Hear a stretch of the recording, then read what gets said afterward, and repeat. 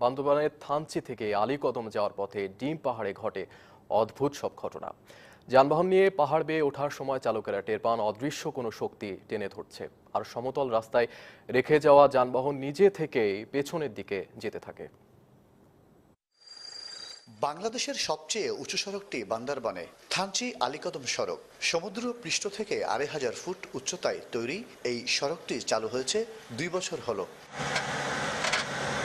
এই সড়কেই পড়ে ডিম পাহাড়, যার মাথা দেখতে অনেকটা ডিমের মতো। এই পাহাড়েই ঘটে অদ্ভুত এক ঘটনা। পাহাড়ের সমতলে যানবাহন রেখে দিলে আপনা আপনি নিচের দিকে চলে যেতে থাকে। শুধু তাই নয়, ডিম পাহাড়ে ওঠার সময় কেউ পেছন থেকে টেনে ধরে আছে বলে অনুভূত হয়। আমরা ওখানে নামানোর সময় গাড়ির স্পিড কিন্তু বেড়ে যায়, তখন আমরা এর পর্যন্ত একদিন দেখলে স্পিড যখন আমার ফুটবল দিয়ে নামে, এমনি নামি না।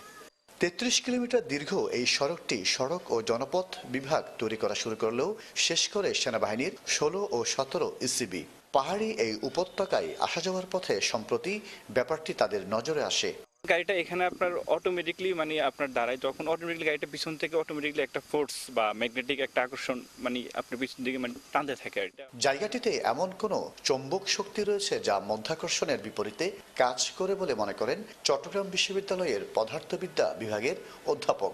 আমার মনে হয় সেখানে ভালোভাবে পর্যবেক্ষণ করার জন্য, এই রহস্য উদ্ঘাটন করার জন্য সেখানে বিভিন্ন ধরনের পরীক্ষা, প্রাথমিকভাবে সে ম্যাগনেটিক পরীক্ষাটা করা যেতে পারে সেখানে।